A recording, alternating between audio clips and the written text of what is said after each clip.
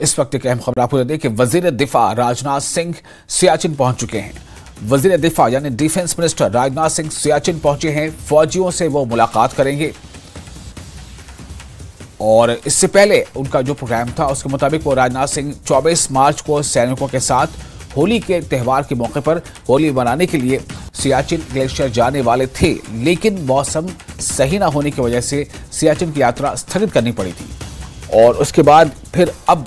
जो है ये जो प्रोग्राम उसके तहत आज वजीर दिफा यानी डिफेंस मिनिस्टर राजनाथ सिंह आज सियाचिन पहुंचे हैं और जिस तरह से उनके पहुंचने के बाद आप देख रहे हैं वहां पर उनका स्वागत भी किया गया और साथ ही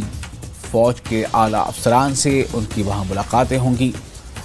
इस तरह के विजिट से जाहिर है कि जो सरहद पर तैनात हैं देश की सुरक्षा में जो जवान हैं उनका हौसला तो बेशक बढ़ जाता है जब देश के रक्षा मंत्री उनके बीच होते हैं। लेकिन क्या इसके अलावा कुछ और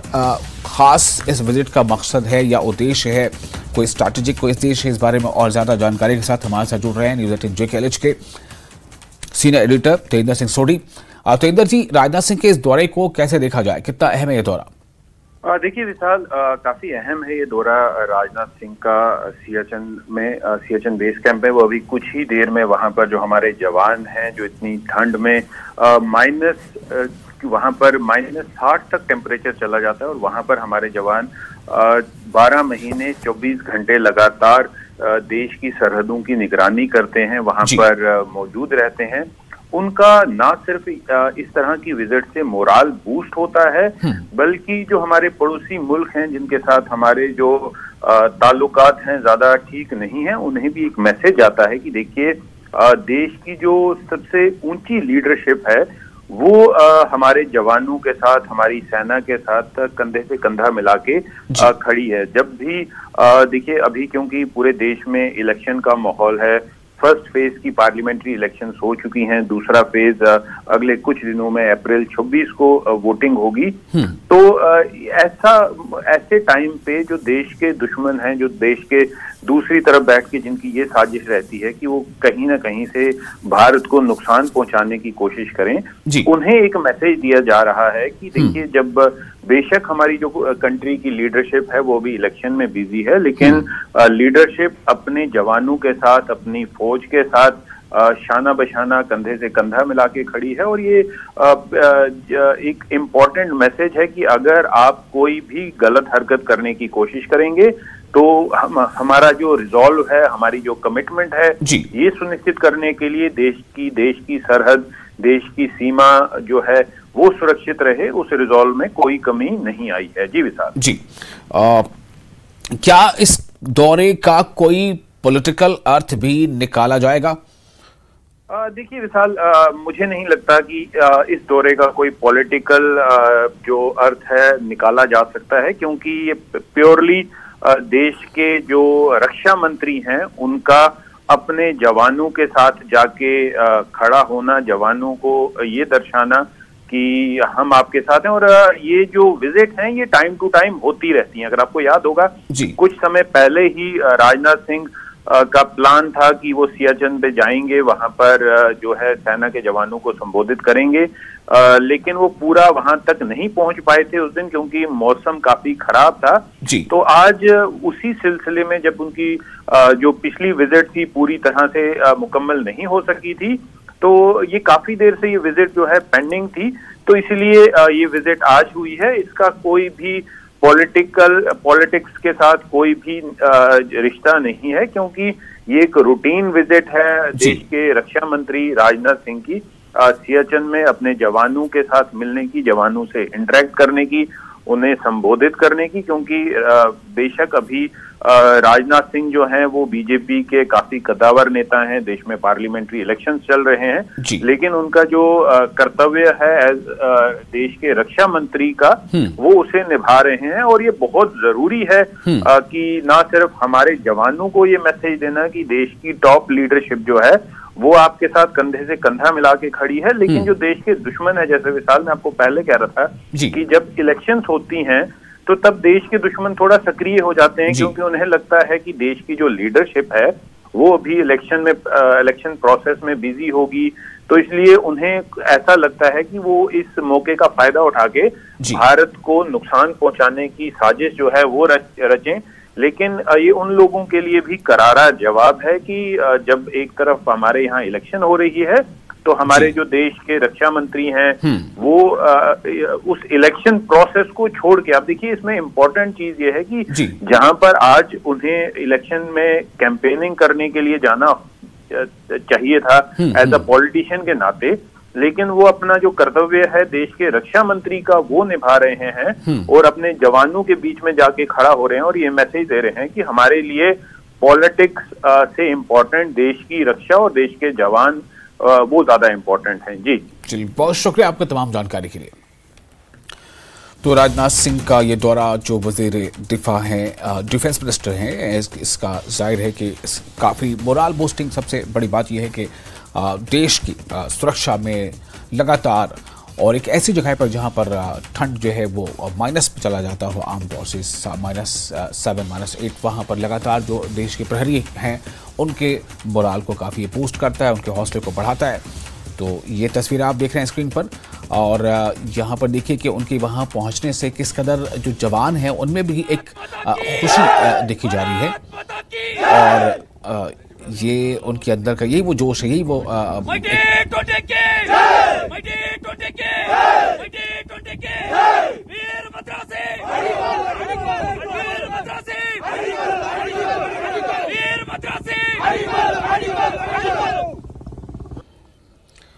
तो ये वो तस्वीरें हैं। इसी की बात अभी हम लोग कर रहे थे कि कितना जोश, कितना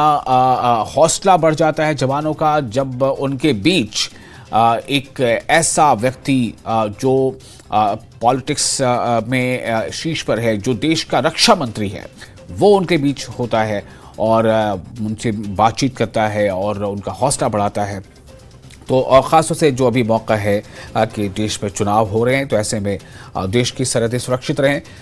ये एक संदेश जाना भी सरहद पार वालों के लिए बहुत ज़रूरी है।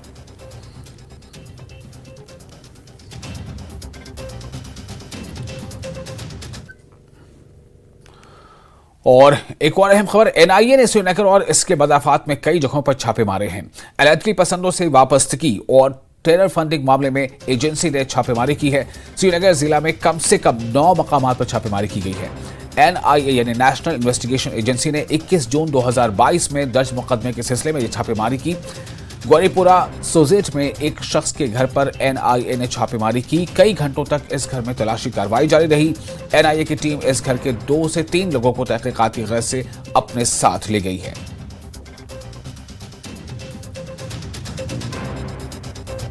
और हमारे साथ हमारे रिपोर्टर रईस मागरे जुड़ चुके हैं श्रीनगर से। सुबह से वो इस खबर पर बने हुए हैं। रईस, अब क्या जानकारी मिल रही है? क्या ये जो छापेमारी थी ये पूरी हो गई,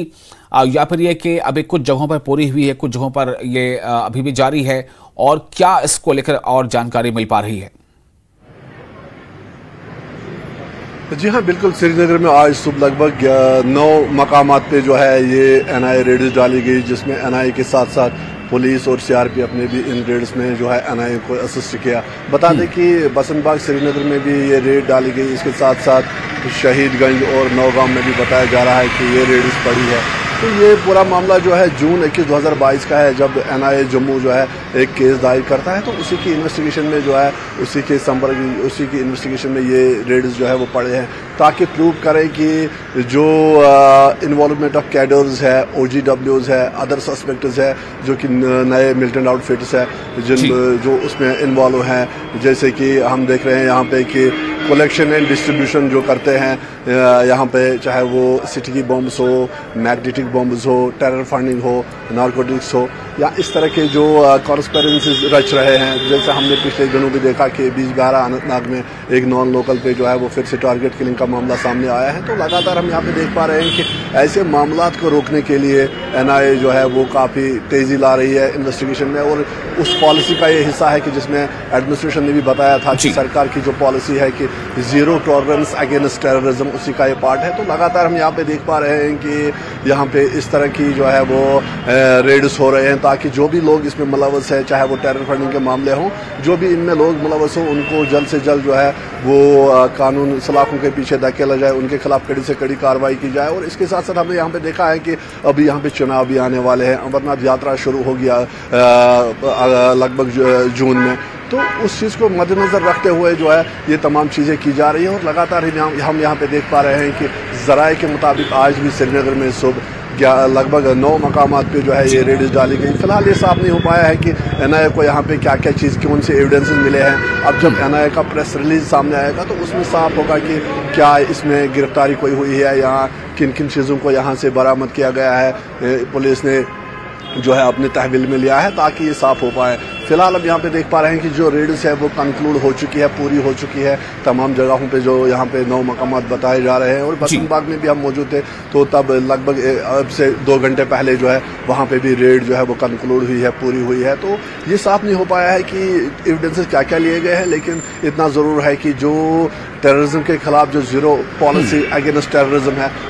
उसको अपनाते हुए, उस पर अमल करते हुए इन इन्वेस्टिगेशन में तेज़ी लाई जा रही है, ताकि जो भी लोग इन टेरर फंडिंग केसेस में इन्वॉल्व है उनके खिलाफ कानून के तहत कड़ी से कड़ी कार्रवाई की जाए। जी बहुत शुक्रिया आपका रईस तमाम जानकारी के लिए। तो ये एनआईए की छापेमारी से जुड़ी ये खबर थी, जो आज श्रीनगर समेत तकरीबन 9 मकामों पर ये छापेमारी जारी थी, जिनमें से जिसका जो सीधा मतलब यही है कि जो किसी भी हाल में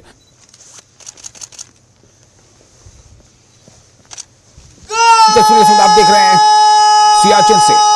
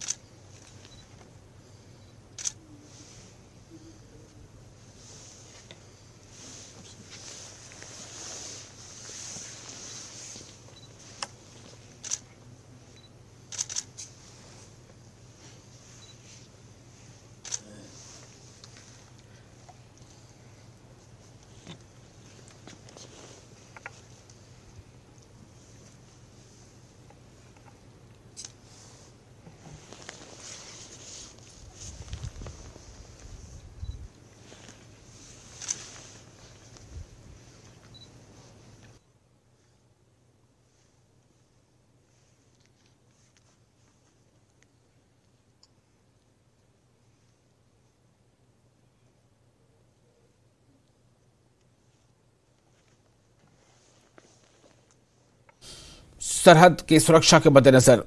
और सियाचिन में इस वक्त राजनाथ सिंह मौजूद हैं। अक्सर वहां पर इतनी ठंड रहती है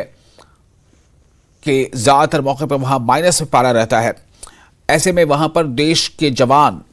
जो लगातार प्रहरी बनकर वहां मौजूद रहते हैं और देशवासियों की हिफाजत को यकीनी बनाते हैं।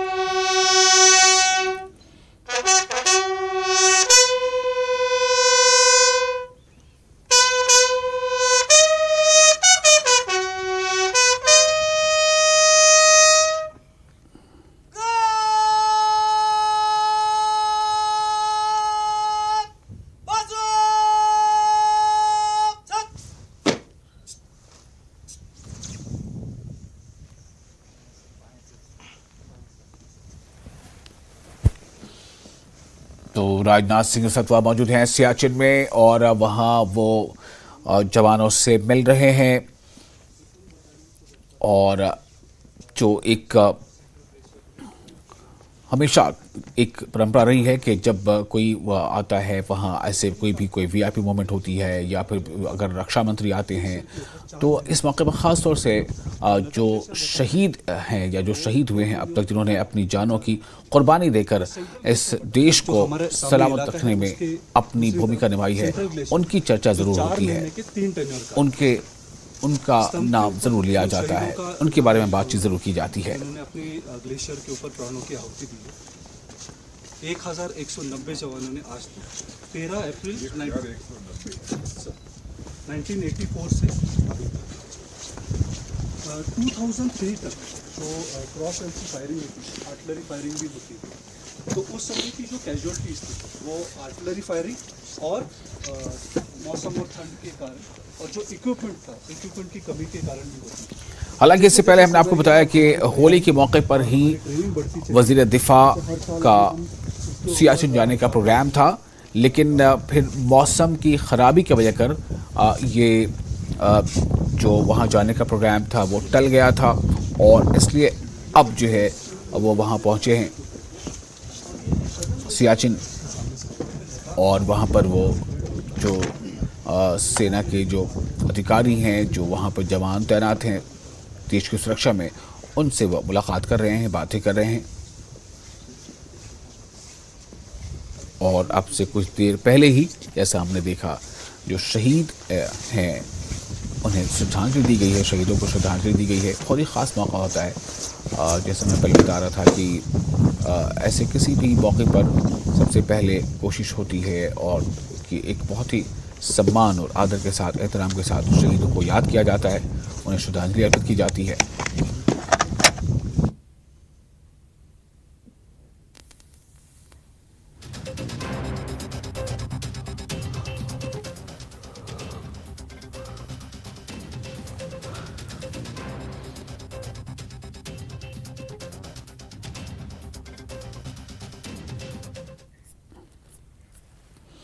और इसके साथ ही रुकेंगे एक छोटे से ब्रेक के लिए। ब्रेक के बाद खबरों का सिलसिला जारी रहेगा।